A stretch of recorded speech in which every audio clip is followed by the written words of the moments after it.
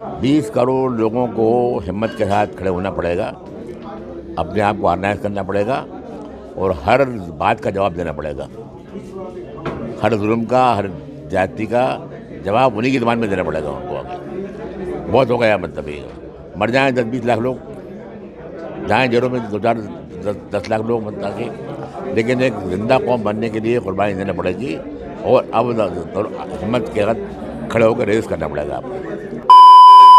नमस्कार, हमारे साथ बातचीत के लिए पूर्व गवर्नर और पूर्व मंत्री अजीज़ कुरैशी साहब मौजूद हैं। अजीज़ कुरैशी साहब, उत्तर प्रदेश में चुनाव हुआ है, ईवीएम में गड़बड़ी की खबरें आ रही हैं, इसे आप किस तरह देख रहे हैं? आप तो संवैधानिक पदों पर भी रहे हैं। देखिए, बीजेपी बेईमान पार्टी है, आरएसएस का साया उनके ऊपर है।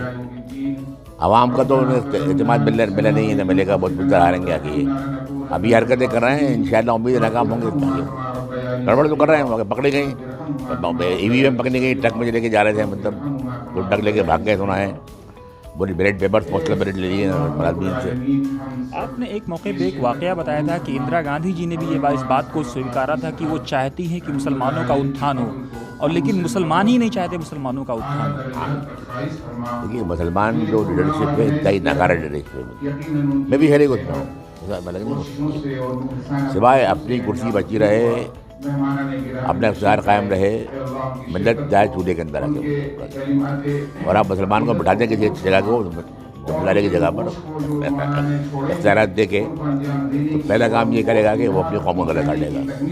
मैं सेकुलर हूँ, मैं ईमानदार हूँ, मैं वफादार हूँ हुकूमत का। ये साबित करने के लिए एक ही हथियार है कि अपने कौम को गला काट दे उठा के, वो अपनी कुर्सी बचाने के लिए। और 95% ज़्यादा लोग इस तरह होते हैं, बर्बाद कर रहे हैं पूरी कौम को। कि अगर 5% लोग जिस तरह हैं, उनकी तादाद बढ़ जाए, वो लोग अपने आप को भूल जाएं और मिलत की फिक्र करें, तो शायद तारीख बदल सकती है पूरी। मेरा आखिरी सवाल गवर्नर कुरैशी साहब आपसे ये है कि मुसलमान कब तक अपनी नाकामियों का ठेकरा बीजेपी, मोदी, आरएसएस, इजराइल पर फोड़ते रहेंगे? मैं आ रहा हूँ। 20 करोड़ लोगों को हिम्मत के साथ खड़े होना पड़ेगा, अपने आप को ऑर्गेनाइज करना पड़ेगा और हर बात का जवाब देना पड़ेगा।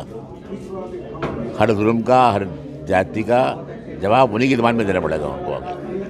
बहुत हो गया, मतलब ये मर जाएं 10-20 लाख लोग, जाएं जेलों में 2-4-10 लाख लोग, मतलब कि लेकिन एक जिंदा कौम बनने के लिए कुर्बानी देना पड़ेगी और अब हिम्मत के साथ खड़े होकर रेस करना पड़ेगा आपको। हर बात का मुकाबला करना पड़ेगा और उसी ताकत का जवाब देना पड़ेगा आपको। आप तो शांति प्रिय आदमी हैं, फिर दंगा की बात क्यों कर रहे हैं आप? दंगे की बात तो नहीं कर रहा, दंगे की बात नहीं कर रहा, मैं रेस करने की बात कर रहा हूँ। सारे जमहूरी, सारे अवामी, अमन पसंद, तरक्की पसंद हमारे हथियार हैं, उनको अपनाना चाहिए। और democratic, peaceful, legitimate means Gandhian तरीका जो है, सत्याग्रह का, घेराव का, आंदोलन का, तरक मामलात का, असहयोग आंदोलन में जो हुआ, भारत छोड़ो आंदोलन में जो कुछ हुआ, वो अपनाना चाहिए। आप बच्चे कौन लोगेगा आपको? कुरैशी साहब, आज़ादी के बाद 70 साल तक कांग्रेस की सरकारें रही हैं, लेकिन फिर मुसलमान इतना जलील ख्वार और रुसवा और पसमादा क्यों हो गया? देखिए, आपको उसके पस मंज़र में जाना पड़ेगा। पाकिस्तान बनने के बाद हिंदुस्तान को हिंदू मुल्क नहीं बनाया, ये बड़ा एहसान है महात्मा गांधी का, पंडित नेहरू का और सरदार पटेल का, इंडिया के नेताओं का। आगे अगर ये चाहते तो जिस तरह पाकिस्तान में था, ये कहते कि हिंदुस्तान हिंदू मुल्क रहेगा, मुसलमान नंबर 2 के चोरी होंगे, जो पाकिस्तान ने किया। कौन रोकता है? कौन रोकता है इनको? अगर आप मांगते कि अपने हो बराबरी के साधन क्या आगे? पाकिस्तान में कोई हिंदू वहाँ का प्रेसिडेंट नहीं हो सकता, कोई क्रिश्चियन, कोई बौद्ध वहाँ का प्रेसिडेंट नहीं बन सकता। आपके आर्डर सफर ही दिया उन्होंने, freedom of thought, expression, belief, faith in worship दिया उन्होंने आपको, फंडामेंटल राइट्स में equality of status, and of opportunity दी आपको उन्होंने आके।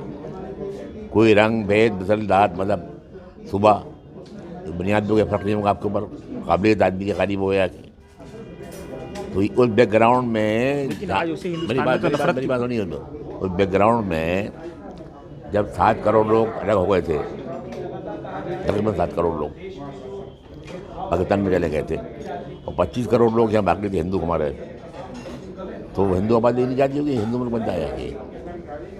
उस मंजर में उस भारी जमहूरियत पहाड़ी आबादी के खिलाफ कायम रखना सेकुलरिज्म को और मुसलमानों को बराबर ट्रीट करना बहुत बड़ा कारनामा है। इस तरह समझिए इस बात को होगा बाकी। आखिरी सवाल ब्रीफ में बताएं कि मुसलमानों को मौजूदा हालात में क्या करना चाहिए कि अपने बरादरान वतन के साथ चल सकें। आपको पॉलिटिकली ऑर्गेनाइज करें, बिना किसी डर के सर उठा के जिंदा रहें, मुकाबला करें हालात का, और इनका जवाब पत्थर से देंगे। मतलब ओवैसी साहब तो ये काम कर रहे हैं ना। वही साहब तो बर्बाद कर रहे हैं हम लोग, वही साहब एजेंट है बीजेपी, वही साहब तो बीजेपी को फायदा करने के सब काम कर रहे हैं। बहुत बहुत शुक्रिया गवर्नर साहब से बात करने के लिए।